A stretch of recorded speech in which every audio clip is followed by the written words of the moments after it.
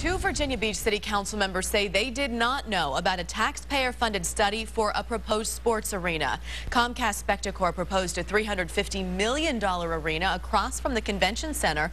Now there's talk around town the Sacramento Kings would be the anchor tenant, but team officials have not commented. 10 on your side's Ann McNamara explains why some members of council are so upset. Ann? Katie, Councilman Bill DeSteff and John Moss say they had no clue taxpayer dollars were being spent on this project. They found out about those, quote, secret meetings just this week, and now they're calling for transparency and a public vote on the arena if public money is needed to build it.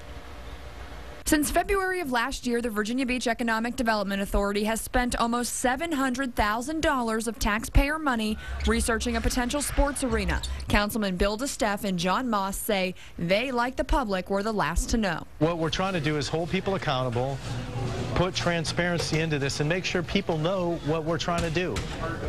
Something like this should not be a backroom secret deal. In closed-door sessions, the Economic Development Authority agreed to pay the money to a main contractor who then paid subcontractors to research and advocate for the project. Councilman Moss says he's suspicious because some of those subcontractors have a finger in the financial pie. The people who want the deal provided the data that said it makes money. Mayor Will Sessoms, a public supporter of the deal, says he too was not informed, but that's not necessarily a bad thing. I don't particularly approve by the way they handled the contracts being approved in a closed session.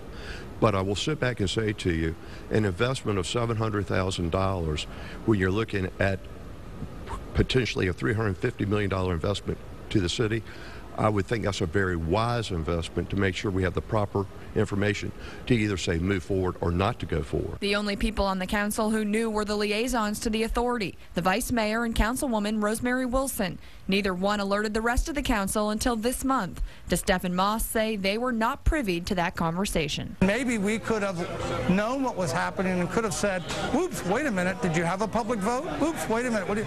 And we now could have avoided this major creation of a lack of public trust.